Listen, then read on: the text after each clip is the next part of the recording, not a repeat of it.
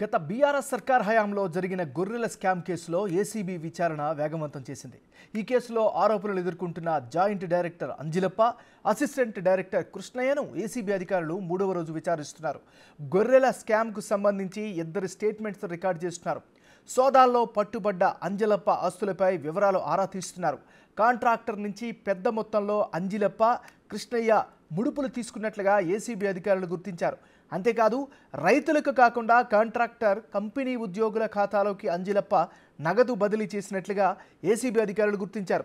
ఇక అంజిలప్ప స్టేట్మెంట్ ఆధారంగా పశుసంవర్ధక శాఖలోని మరికొంతమంది అధికారులకు నోటీసులు ఇచ్చి విచారించనున్నట్లు తెలుస్తోంది.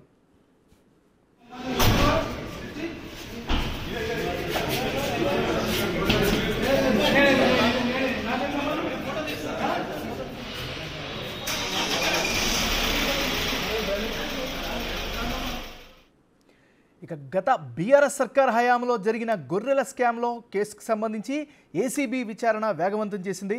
ఇక ఇదే అంశానికి సంబంధించి మరింత తాజా సమాచారాన్ని మా రిపోర్టర్ సురేష్ అందిస్తారు. సురేష్, చెప్పండి, గొర్రెల స్కామ్కి సంబంధించినటువంటి అప్డేట్ ఏంటి?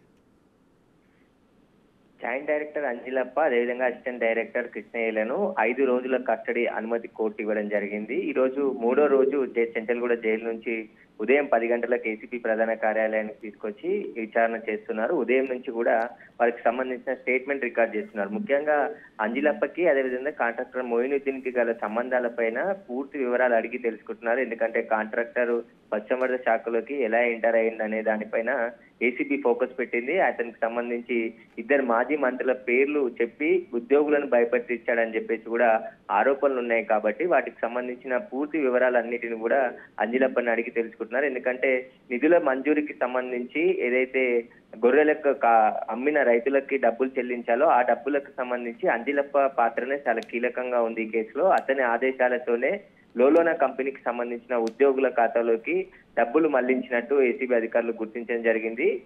ఆ డబ్బులు ఎందుకు మళ్లించాల్సి వచ్చింది, దానివల్ల వీళ్ళు ఎంత లాభం పొందారనే దానిపైన దర్యాప్తు చేస్తున్నారు. ఇక అంజిలప్పకు సంబంధించిన ఆస్తుల పైన కూడా ఆరా తీస్తున్నారు. భారీగా ఆస్తులు కూడబెట్టాడు, ఆయన ఆదాయానికి మించిన ఆస్తులు సంపాదించినట్టు ఏసీబీ సోదాల్లో బయటపడింది. ఏకంగా ఆయనకు సంబంధించిన కొన్ని లాకర్లు, 3 లాకర్లను తెచ్చల్లో ఓపెన్ చేశారు. అక్కడ భారీగా నగదు, బంగారంతో పాటు ఆయన నివాసంలో కూడా 9 లక్షల రూపాయల క్యాష్ తో పాటు 1/2 కేజీ బంగారాన్ని స్వాధీనం చేసుకున్నారు ఏసీబీ అధికారులు. ఇక కృష్ణయ్యకు సంబంధించి ఈయన అసిస్టెంట్ డైరెక్టర్ గా ఉన్నాడు. ఇతను కూడా ఈ గొర్రెల స్కామ్ లో చాలా అవినీతికి పాల్పడ్డట్టు ఆరోపణలు ఉన్నాయి. కాబట్టి అతన్ని కూడా అరెస్ట్ చేశారు. మొత్తం 6గురిని అరెస్ట్ చేసి రిమాండ్ కి తరలించారు. అందులో ఇప్పుడు 2ని కస్టడీకి తీసుకొని విచారిస్తున్నారు.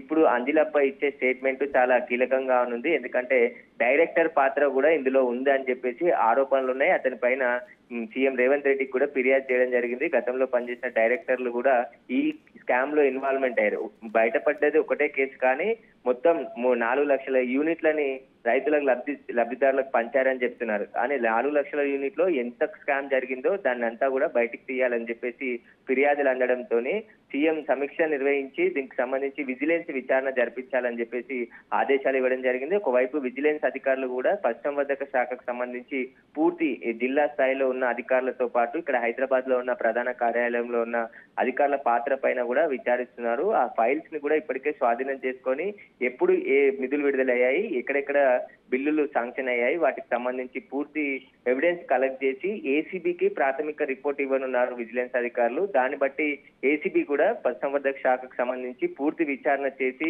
ఎంతమంది అధికారులు అవినీతికి పాల్పడ్డారు, ఎన్ని ఆస్తులు సంపాదించారు, వాటికి సంబంధించిన సమగ్రంగా దర్యాప్తు చేసి ప్రభుత్వానికి కూడా ఒక రిపోర్ట్ అందించనుంది. Right, thank you Suresh. Press